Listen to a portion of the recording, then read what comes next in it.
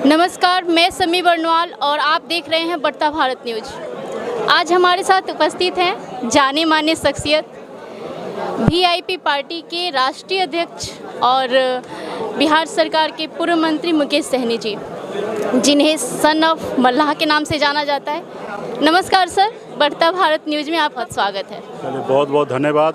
आपको विशेष धन्यवाद देता हूं कि खास करके गरीब पिछड़ा मछुआरा समाज का आवाज़ को जन जन तक पहुंचाने के लिए आप जैसे मीडिया पत्रकार बंधु यहां पे उपस्थित हुए हैं, इसके लिए विशेष तौर पे आपको धन्यवाद देता हूं कि हमारी आवाज़ को जल्दी कोई पहुंचाते नहीं गांव में, और आप पहुंचाने के लिए आए, इसके लिए धन्यवाद देता हूं।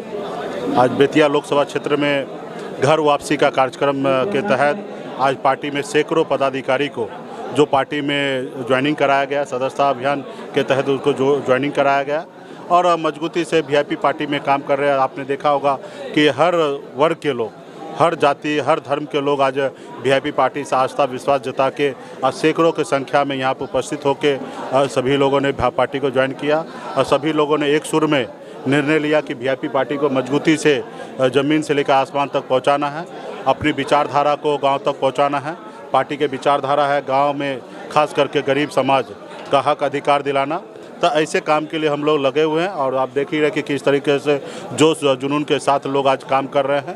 तो यही हमारी उपलब्धि है। बहुत कम समय में हम लोगों ने बिहार की राजनीति में अपनी जगह बनाया, पहचान बनाया, क्योंकि हमारे पास एक अपना आधार वोट है।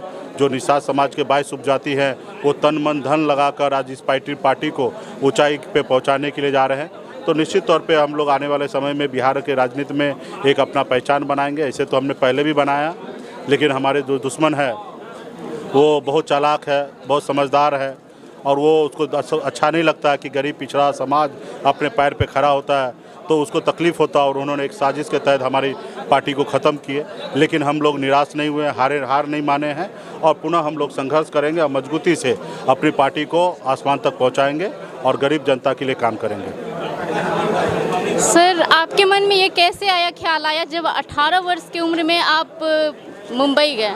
उसके बाद आपने वो मुकाम भी हासिल किया, लेकिन कैसे राजनीति में आने का, बिहार की राजनीति में कैसे आपके मन में ये ख्याल आया? देखिए, पहले तो हम बिहार आए और बिहार में हमने देखा गरीबी तो मुझे पहले भी पता था, क्योंकि मैं ऐसे जगह पे मेरा जन्म हुआ जहाँ हज़ारों समस्या रहता है और गरीबी मैंने नज़दीक से देखा था।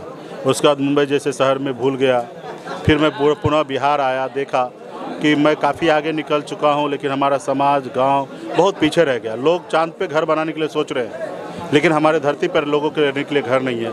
फिर उनके लिए संघर्ष करने लगे कि संविधान में निषाद समुदाय को बंगाल में आरक्षण मिल रहा है, दिल्ली में आरक्षण मिल रहा है, एससी का दर्जा मिला हुआ है, लेकिन बिहार में लागू नहीं है। और ये लागू कराने के लिए एक आंदोलन करके हम बिहार में अपने लोगों के लिए लड़ाई लड़ रहे थे। फिर मैंने देखा कि कोई आपका काम करने के लिए नहीं बैठा है, सब अपना काम करने के लिए बैठा है और उनको जो अच्छा लगता है वही करते हैं। तो आपका विचार को पूरा करने के लिए कोई बैठा नहीं है। अगर अपने विचार को पूरा करना है तो आपको उस जगह पे पहुंचना जो जगह पे पहले से वो लोग पहुंचा हुआ है, और उस जगह पहुंचने के लिए पैसे की आवश्यकता नहीं होता, उस जगह पे पहुंचने के लिए वोट की आवश्यकता है। अब वोट हमारे पास बिहार में 15% है, और जब वो पहुंच सकता है उस जगह पे तो हम भी पहुंच सकते हैं। वो भी इंसाने हैं, और इंसान आदरणीय लालू प्रसाद यादव जी हो या हमारे स्वर्गीय रामविलास पासवान जी हो, ज़मीन पे संघर्ष किए, लोगों को समझाएं और फिर वो एक जगह पे पहुंचे और अपने लोगों के लिए काम किए, तो उस जगह पे हम भी पहुंच सकते हैं। फिर हमने पार्टी बनाया और पार्टी बनाया तो निश्चित तौर पे आज देखिए कि आज पार्टी हमारे यहाँ पे पहुँचा। और हमारा मानना है कि बिहार प्रदेश के युवा दूसरे प्रदेश में 8,000 10,000 के नौकरी के लिए जाना पड़ता है, मेरे जैसे लोग को भी जाना पड़ा, तो हम नहीं चाहेंगे कि इतनी छोटी सी रोज़गार के लिए दूसरे प्रदेश में जाना पड़े, उनके अपने राज्य में उनको काम मिले। तो ये तमाम ऐसी चीज़ें, और ये लोग कौन जाते हैं?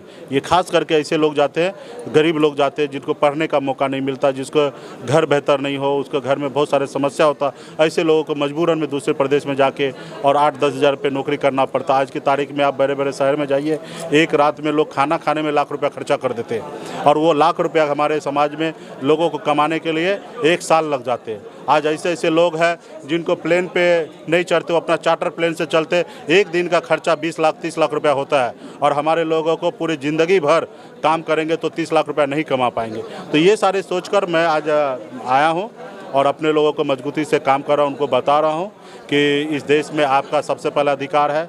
सरकार के हर संपत्ति पे, सरकार के हर खजाने पे आपका सबसे पहला अधिकार है, क्योंकि संविधान में बाबा साहब ने बताया कि गरीब लोगों का सबसे पहला अधिकार सरकार के खजाना पे है। तो आज कहीं ना कहीं ये खजाना में गरीब को कल्याण नहीं होता, कहीं ना कहीं बड़े लोग इसका फ़ायदा उठा लेते हैं। तो ये सारी चीज़ सोचकर हम अपने विचार को लेकर बिहार में सरकार बनाएंगे, दिल्ली में भी हमारी पावर होगा, और जैसे पावर होगा तो उसी अनुकूल हम लोग काम करेंगे। धन्यवाद। बहुत बहुत धन्यवाद सर आपका, आपने बढ़ता भारत न्यूज़ को समय दिया। बहुत बहुत धन्यवाद।